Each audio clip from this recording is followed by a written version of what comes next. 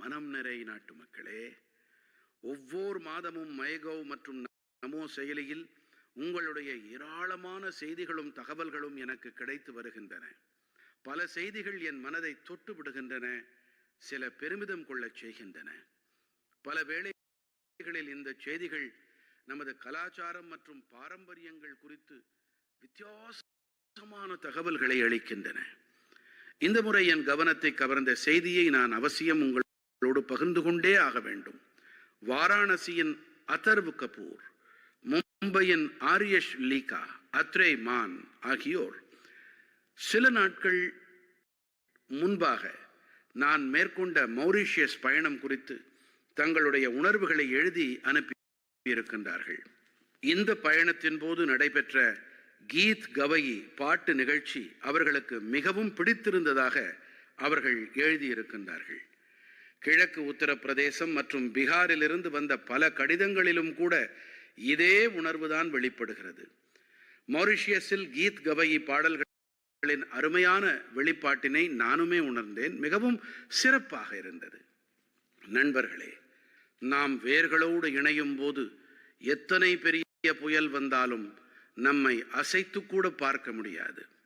கற்பனை செய்து கொள்ளுங்கள், 200 ஆண்டுகள் முன்பாக பாரதத்தைச் சேர்ந்த பலர் ஒப்பந்த தொழிலாளிகளாக மொரிஷியஸ் சென்றார்கள். அடுத்து என்ன ஆகும் என்று யாருக்கும் ஒன்றும் தெரியாது. ஆனால் காலப்போக்கில் அங்கே அவர்கள் கலந்து விட்டார்கள். மொரிஷியஸில் அவர்கள் தங்களுக்கென தனி ஒரு அடையாளத்தை ஏற்படுத்தி கொண்டார்கள்.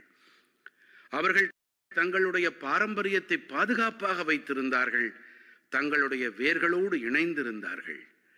மொரிஷியஸ் மட்டுமே இதற்கு உதாரணம் அல்ல. கடந்த ஆண்டு நான் கயானா சென்றபோது அங்கே சௌதால் அரங்கேற்றப்பட்டு அது என்னை மிகவும் கவர்ந்தது. நண்பர்களே, இப்போது நான் உங்களுக்கு ஒரு ஒலிக்குறிப்பை இசைக்கிறேன்.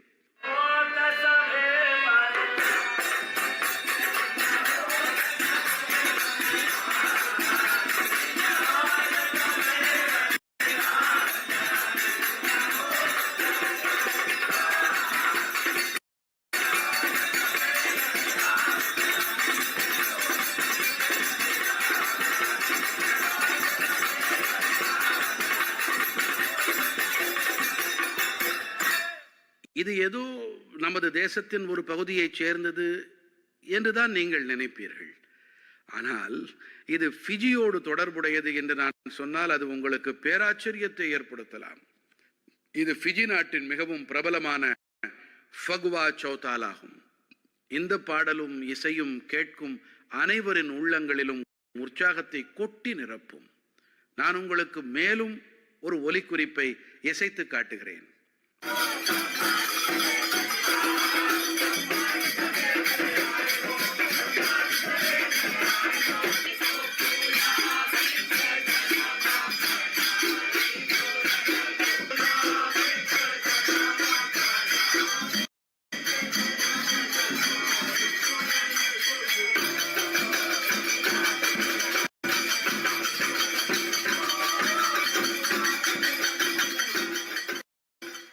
இந்த ஒலிக்குறிப்பு சூரினாமின் சௌதால் ஆகும்.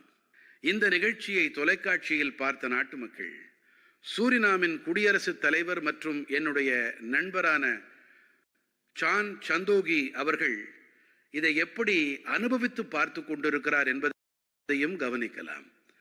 ஆட்டம் பாட்டங்களின் இந்த பாரம்பரியம் ட்ரினிடாட் மற்றும் டொபாகோவிலும் கூட மிகவும் புகழ் பெற்றதாக இருக்கின்றது. இந்த அனைத்து நாடுகளிலும் மக்கள் ராமாயணத்தை சிறப்பாக படிக்கின்றார்கள். இங்கே ஃபகுவா மிகவும் பிரபலமான ஒன்று. அனைத்து பாரதிய திருவிழாக்கள் பண்டிகைகளையும் முழு உற்சாகத்தோடு கொண்டாடுகிறார்கள். இவர்களுடைய பல பாடல்கள் போஜ்புரி, அவதி அல்லது கலந்துபட்ட மொழியில் இருக்கின்றன. சில வேளைகளில் பிரஜ் மற்றும் மைதிலியையும் பயன்படுத்துகின்றார்கள்.